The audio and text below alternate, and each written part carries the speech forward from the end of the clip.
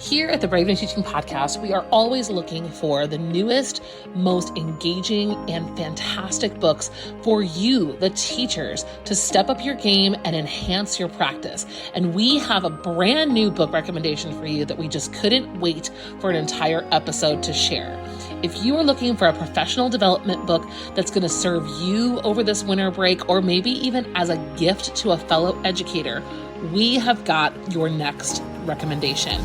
You need to check out Roll Call by Dr. Jenna Copper. As you know, Dr. Jenna Copper is one of the greatest friends we have over here at the podcast. You have downloaded her interview with Marie almost more than any other episode. So I know that a lot of you have heard Jenna and her work and what she's up to. So not only should you listen to that episode, but you need to check out Jenna's brand new book. This book is phenomenal. And as you know, Dr. Copper is an education professor and former English teacher. So she's in everything from teaching students to teaching teachers. And she has written the ultimate guide to creating lessons that will really and truly captivate your students while still meeting those all-important standards.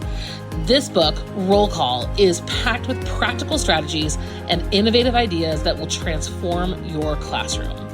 And for a very special bonus time, Jenna is offering an exclusive perspective plan toolkit absolutely free when you purchase Roll Call.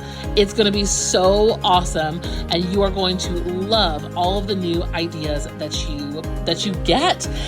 You can buy Jenna's book right now on Amazon. So head over to Amazon.com. Find your copy of Roll Call, and then once you have your order, you're going to go to rollcallbonus.com. That's ROLECALLBONUS.com, Roll Call Bonus, or head to today's show notes and claim your free perspective plan toolkit.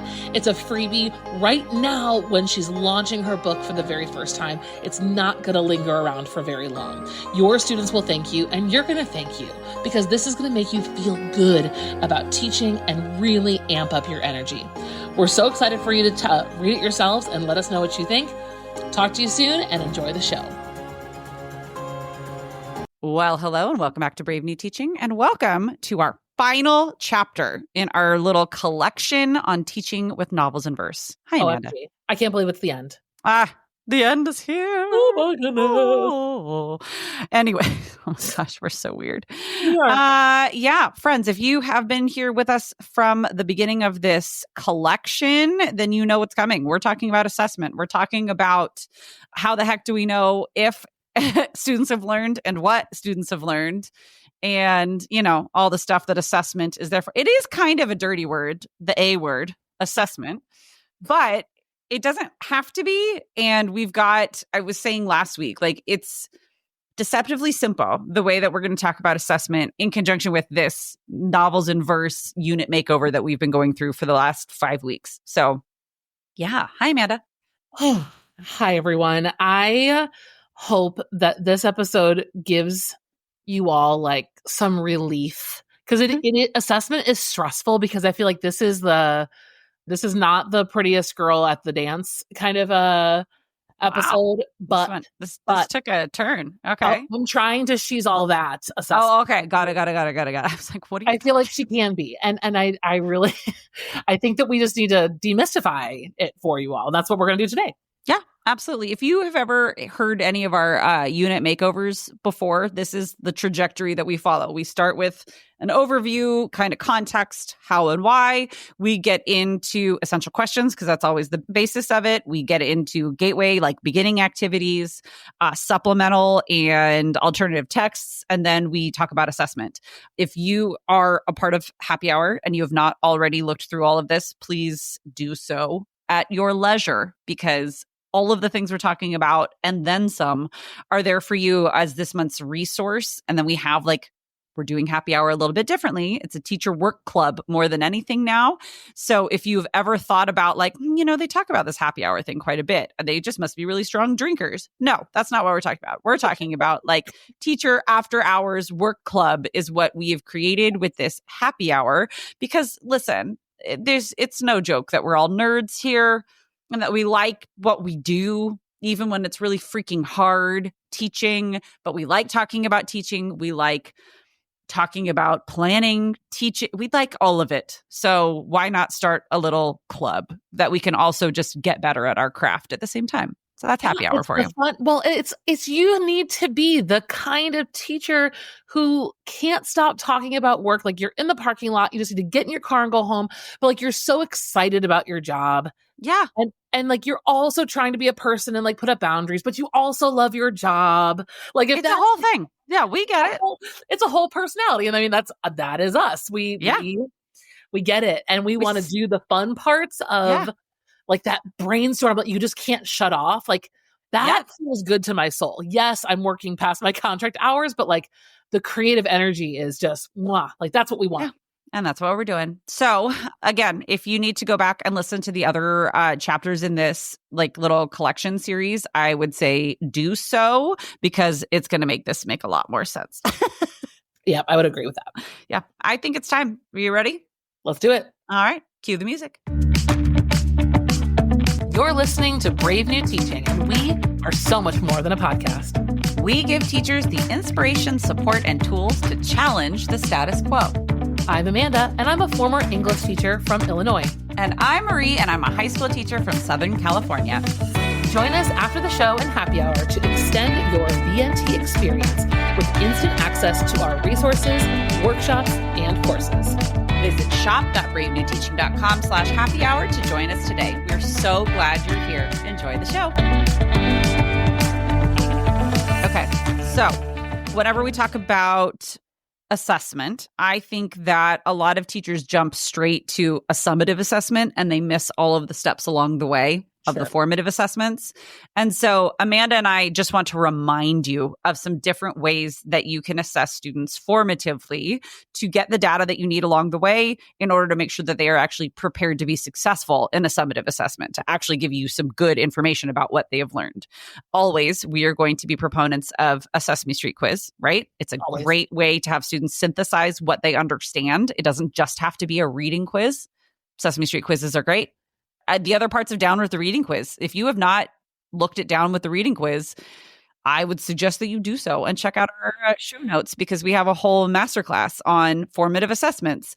Again, it doesn't just have to be for reading things. It can also be for things that you have listened to. It can be things that you have watched. All of these types of assessments absolutely work for a straight up novel, for a novel in verse, for any of the supplemental texts that we talked about. You could be giving a one-pager quiz. You could be giving what else do we have? A one-pager quiz. We talk about paragraph chunk quizzes. We've talked about the Sesame Street, like you said. Those are the three kind of focal points that we hit in Down with the Reading Quiz. Yeah. So just a reminder that all of those different strategies that you have are still options, even with different types of text that aren't a straight up novel or, like a book. Right. But also a novel in verse is a book. It's just looks a little different. It's set up a little different. Now that you kind of know some of your options, I think the next step would be deciding, because we're not deciding on this. You guys are not midway through your unit already, right? We have time. We're planning the whole thing before we start it because we are doing the ideal scenario here. So in this ideal scenario, we also need to make some decisions since we have chosen to go the theme route, right? We're talking about like big ideas, conceptual, finding your story. What is my story? Telling my story, yada, yada, yada. This is the point where we do need to talk about the skills. So I'm not just talking about our EQ, which is more important, knowing your story or telling it. In order to know your story or tell your story, what were the skills that you wanted to be, highlighting as you're going through the novel? So the next thing I would be thinking about are what are the things that Elizabeth Acevedo in particular does really well to showcase this essential question, right? So we talked about this in a couple other episodes. Xiomara goes from knowing her story to telling it. How does Acevedo get us to see that? Like, what are those authors' craft things that are happening in order to make that apparent to the audience, right? How do we see that? And then, of course, for Xiomara herself, what are the things stylistically that are helping her tell her story. So that's kind of where I would start to narrow down that list. So I would say for sure on that list would be use of metaphor. I would say use of personification. I would also say like her use of just allusion. She talks a lot about other artists and other poets and other people's stories that help her understand her own differently. So I would kind of make like a narrow list that makes sense for both your novel and verse and then where your students are. Right? Like what have you not hit? What do you really need to hit?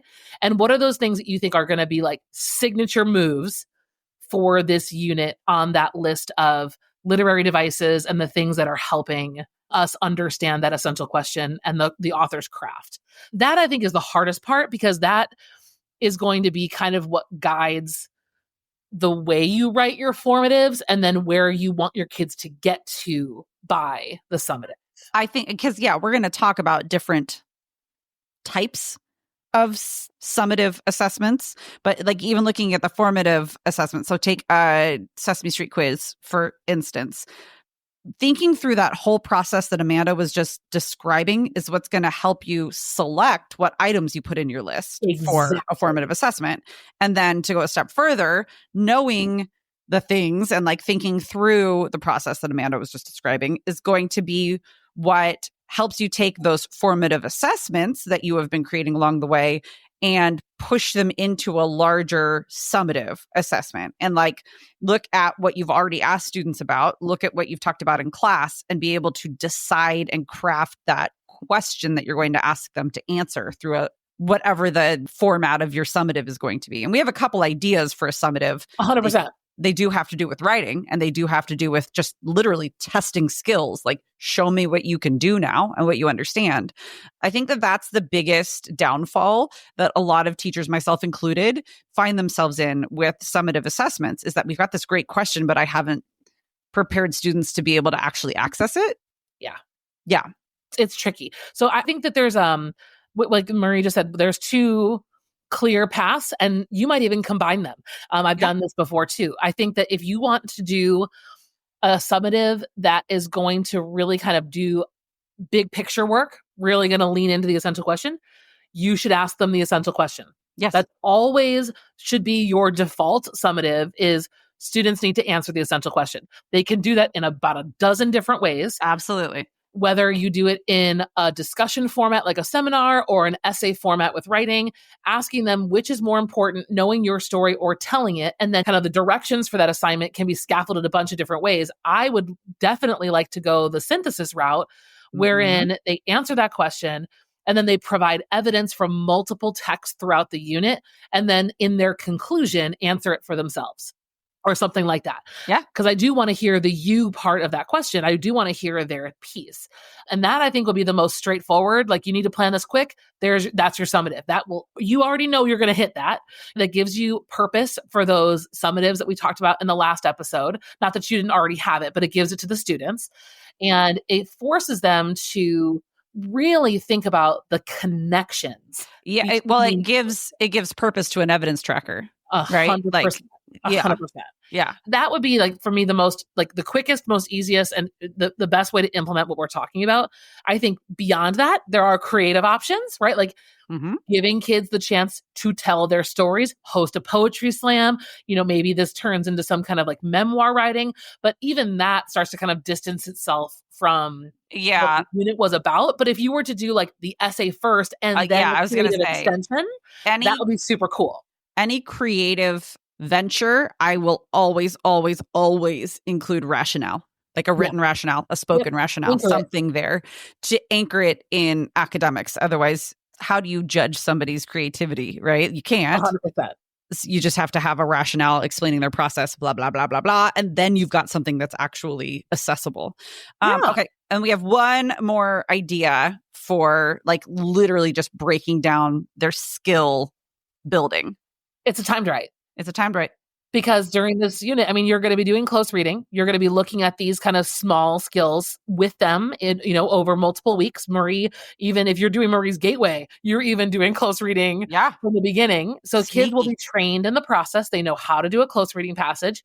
You can give them a close reading passage that no one's ever seen, a cold one with skills that you have taught them, and they do it by themselves. And that's it. I say that's it, like, it's That's 5 seconds. But it's aligned, it's purposeful, and it is based on skills that you've actually directly taught students in the unit. Mm-hmm. Mm-hmm. And it fits. Mm-hmm. And it's equitable because everyone will read that passage on that day. We'll have every single person read the book at home. We talk a lot about the reading at home thing, and whatever it might be, a skills-based assessment is going to give you a direct, right? You're going to be able to assess the skills, not the behaviors, not the compliance. You're going to be able to see, can they do the work? If the answer is yes, amazing. If not, then we backtrack and we try to figure out what to do from there. But it's a really good starting point. Mm-hmm. And it doesn't take, the thing that I like too about this, it's like, mainline right into their skills. It's also faster. Like you do this in one day. You're not going to write a synthesis essay necessarily in one day. It's going to, so it like all of these things provide flexibility based on where your curriculum calendar is. And all of these things to consider. Yeah. That's why we talk about it all at the beginning. That's why you build it all first. And then you go from there. And you think about like the different combinations that are possible. Like you could do a timed write, and then like the synthesis component could be a seminar. So a timed write followed by a seminar, or a seminar followed by a timed write, or a timed write followed by a creative project. You can totally mix and match depending on the availability in your calendar and what things.